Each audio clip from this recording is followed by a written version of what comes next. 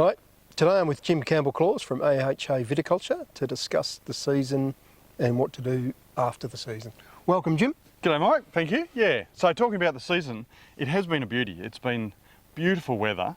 It's really, I mean, every season's different, but this one, you know, spring was really cool, December was really cool, and we were thinking, wow, we're not going to be harvesting until April, May. It's going to be difficult. And then, I don't know, the weather gods turned on, and we had warm, consistent temperatures day and night, and no extreme heat, and no sort of extreme, or no really cool weather. I think we've had like 2 or 3 rain days for the whole season. So, you know, we've been blessed. It's been fantastic. Some beautiful fruit. Things have ripened much quicker than we anticipated. So, pretty well through whites now. That was, you know, it was a typical busy March with, late February, early March with whites. And then they've sort of finished. There's a little bit of a lull now. We're just sort of starting some reds. Further north, Geograph and you know, the Swan, they're well into their reds.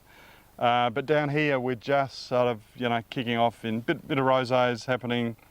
And I think there'll be some table wine reds coming off very soon. Yield and quality, what's the story? Yeah, so the quality's been fantastic. The whites, yeah, I mean, there was some beautiful fruit with the Jardy. Nice acids, nice flavours, and again, no extremes, so we didn't blow those flavours off. Sauvignon Blanc looked really good, Semillon looked really good, some of the aromatic whites have been great, so yeah, quality-wise it's been fantastic. And yield's been a little bit up and down, as we spoke about last time. I think any stuff cane pruned has yielded well. Stuff on spurs has been a bit down. Thinking back from not last spring, the previous spring when the fruit was being set up, we had some pretty cool conditions, overcast conditions. So if you're on spurs, you're a little bit prone to, you know, the vagaries of that previous spring. But the red yields look pretty good. As I said, further north we've started a little bit of harvest. You know, sugars are up there, there's a little bit of dehydration. So yeah, I think there's going to be, you know, some really nice red crops as well. The weather looks good for the well, the short and the medium term. I think the longer term forecast is for a warm, dry autumn, which suits us. Not great for other agricultural pursuits, but yeah, it suits grape growing. Yeah, good. Post-harvest, what would be? Oh no! First of all, pest and disease. What's been happening there? So it's been a nice season. There was a bit of powdery mildew around, and that was from that cooler weather in spring. So powdery, if the spores get going early, you know, they'll build up, and then you'll see it at Christmas. And we started seeing a bit of powdery around, you know, a week or 2 after Christmas, because it was later. But yeah, you know, there's not much fruit impacted. We're seeing a little bit of foliage, late season foliage, powdery, which is not really a drama, but it'll be worth sorting that out later. Seeing a fair bit of rustmite. Okay, just later. So that will reduce photosynthetic activity and sort of slow vines down a little bit. And it's worth looking at the blocks that have got it, making a recording and maybe treating them with, you know, sulphur and oil early in the season. Yep, if it's varieties that take a bit to get ripe, it will slow them down. Botrytis, you know, northern Margaret River, we hadn't had to worry about it all because we haven't had rain. I believe there's a little bit down south, and it just depends how much, you know, humidity and wet weather we get over the next few weeks. So fingers crossed we're good there. And I don't think I've seen a downy mildew leaf this year. So no, we haven't had enough wet, so it's been good. Yeah, no, it has been good. And the big drama for us this year has been birds. So they came out late, didn't they? That was early on. It seemed okay, and then yeah.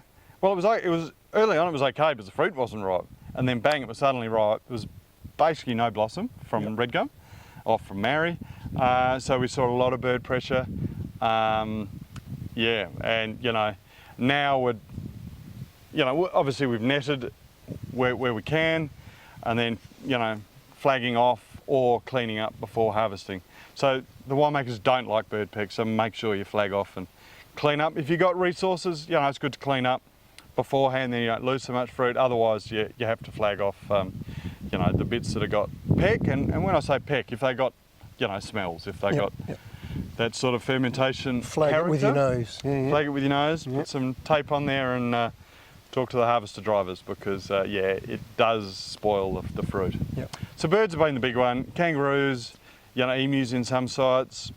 So big pests, not so much little pests. Yeah, I've seen kangaroos eat a lot of fruit too. Yeah, yeah, they can. They can mow through it because, they're getting hungry. The ground is pretty dry. There's not a lot of tuck around for them. Good. Yeah, but yeah, again, it's been, apart from birds, it's been a beautiful season. It's about time we had a kind one, so that's Yeah. good. Yeah.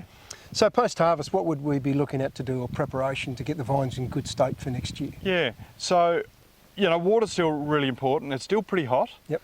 And it's pretty dry. So once you harvest, don't just turn the water off. Keep the water ticking over. Obviously you can reduce it right back, but there is a root flush after harvest. You want to keep your vines healthy. You want all those buds to go into dormancy in a nice healthy condition. So just check your soil moisture. Just make sure there's some moisture there. It doesn't have to be wet, but yeah, just keep the vines ticking over. Water's probably really important. If you've got nutritional issues from earlier in the season, or if you've had a really big crop, probably worth putting a post-harvest nitrogen on. Look back at your petioles that you did earlier. They'll give you an indication at what you need to do. Post-harvest sprays, yeah, if you've got some foliage, some powdery mildew on foliage, good to try and clean that up before you go into dormancy. So after harvest, if you whack on a sulphur spray, that will just help keep it cleaner for next season. I guess break of season, we start looking at snail treatment. Yeah, they'll be out. So Yeah. I already saw activity last week when we Wow. had some moisture about. Yeah, So just movement. So Yeah. and down in Carradale they're up nets and stuff. So they are. Yeah. So the thing with the snail is you bait now. Yep. Use a good pellet. It'll last the weather, Oh, okay. and you're going to catch them Yep.